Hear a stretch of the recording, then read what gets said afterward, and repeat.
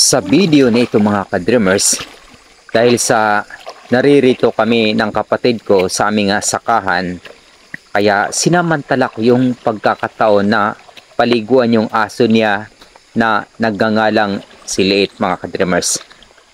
Nakakaaliw pagmasdan tong aso na to at makipaglaro sa kanya, talagang nakakapawi ng pagod. Kaya ito, sinamantala ko yung pagkakataon habang naririto kami na paliguan siya ng mabango si Liit. Yan mga ka-dreamers, takot na takot sa tubig mga ka-dreamers. Pero wala siyang magagawa dahil sa napakalayo ng kapatid ko. At yung kapatid ko mismo dyan ang siyang cameraman habang pinaliliguan ko yung aso niya mga ka-dreamers. Kaya ito, nagpaubayan na lamang si Liit mga ka-dreamers. Ayan. Kaya lang, sa pagkakataong ito, wala akong dalang sabon mga ka-dreamers.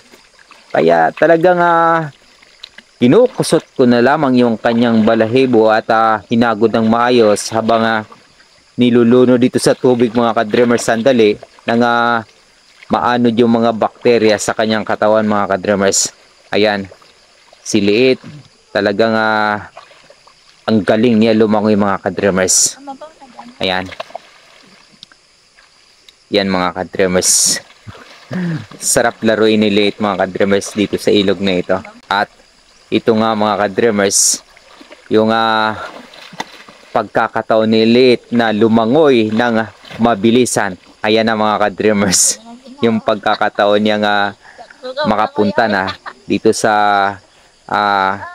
mga mabatong area mga ka-dreamers para maibsan yung lamig sa kanyang katawan. Ayan na mga ka-dreamers, lumapit ka agad dun sa may-ari. Ayan. Yan yung asawa ng kapatid ko. At ako naman dito mga ka-dreamers, inayos ko yung aking tripod para sa susunod na video.